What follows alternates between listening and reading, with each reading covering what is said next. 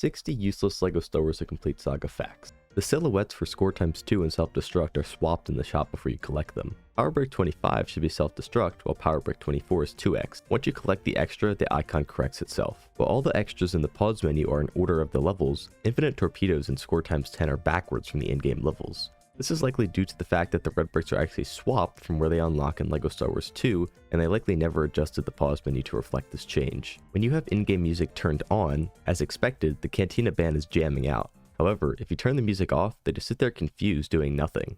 There is an unused cutscene for Jawa's palace that can only be found in the cutscene viewer in the Cantina shop.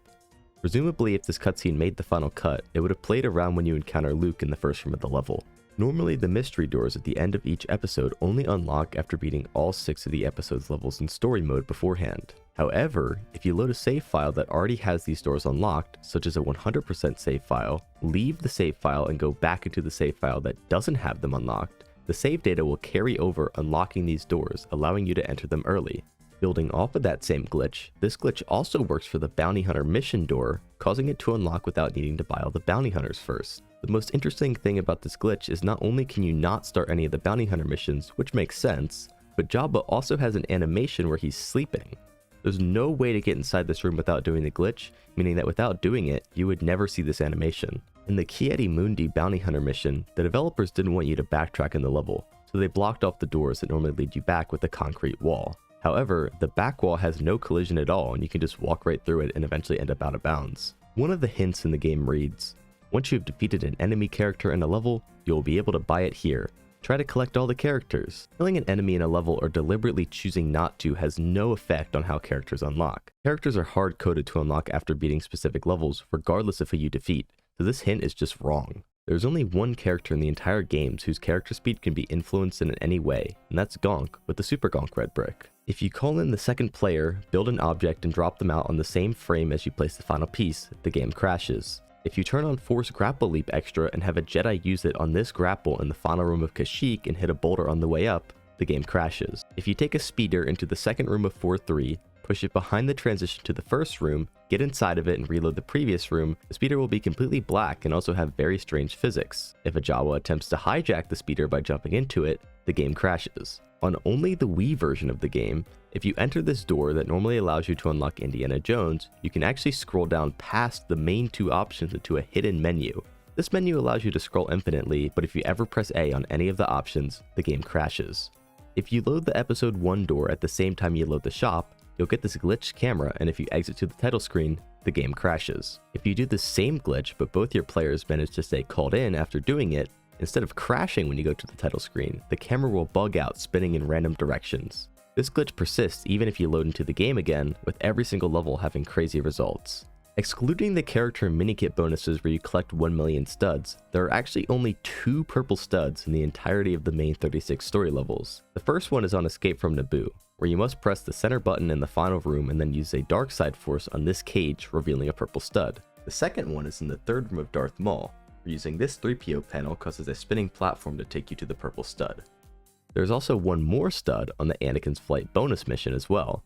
On the left side of this indoor room, there's a TIE panel that reveals a container holding a blue brick. Shooting it gives you a bunch of studs, 1 purple stud included. In the Kashyyyk level of the 2-player battle arena, there's some weird invisible collision that prevents you from getting past it. However, if you triple jump over it and get to the other side, it reveals an entire section of the arena that you normally could never access without using glitches. In the character bonus missions where you need to collect 1 million studs, there are random doors out of bounds that if hit, which you can do using hacks, will take you into various levels. In the Theed character bonus, hitting the door will take you into the 4th room of 1-5. Hitting the door in the Mustafar bonus will take you into the final fight of 3-6, and in the Death Star minikit bonus, hitting the out of bounds door, which is actually possible to do without hacks, takes you into the second room of 4-6. This one keeps all the minikit bonus ships though, and they are all super tiny and invisible. In the third room of 3-6, there is an additional section that you normally cannot access behind you.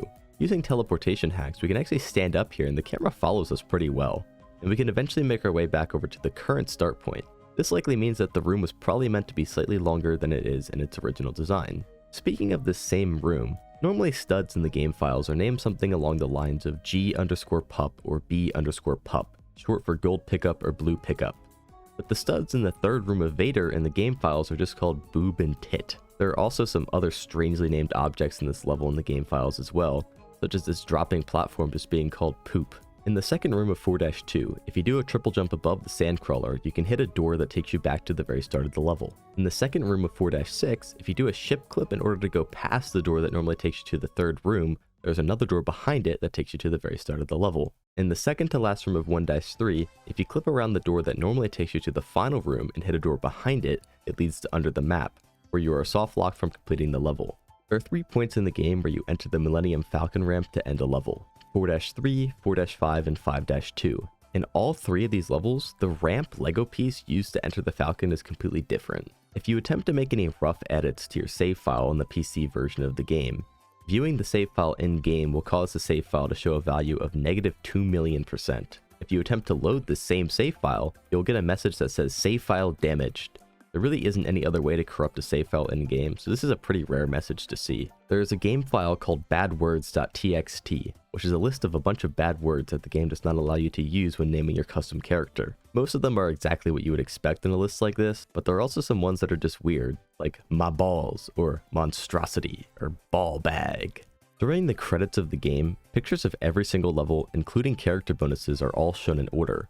However, 5-5 and 5-6 are swapped. Also, the picture for where 6-1 should be is just of negotiations, and in the picture for 3-1, the shot never actually happens in any of the cutscenes in that level. It can be found in the game trailer though. Speaking of the game trailer, during this section in 3-3, we can see what is most likely what the power-up orbs originally intended to look like. There are some errors in cutscenes, such as in 1-1, where Obi-Wan is clearly walking through the floor. In the 1-4 ending cutscene, this ship flies directly through this rock. In the 4-6 ending cutscene, when Chewie punches Han, his head clips halfway through this doorframe. In the 5-1 opening cutscene, you can see Luke and the Wampa models from earlier in the cutscene just chilling in the background. In the second to last room of Bounty Hunter Pursuit, you actually only need to destroy 11 out of the 12 towers. The top middle right tower does not need to be broken in order to activate the end fight. There are 2 discs of the Wii version, one is blue and one is black. There are no known gameplay differences between the 2. You can play as the car by switching to the car during the animation of a player leaving the car. You can enter the level once you do this and play as a car in levels. If you collect a red brick and leave the room during the animation of it collecting, it will not show as collected in the pause menu.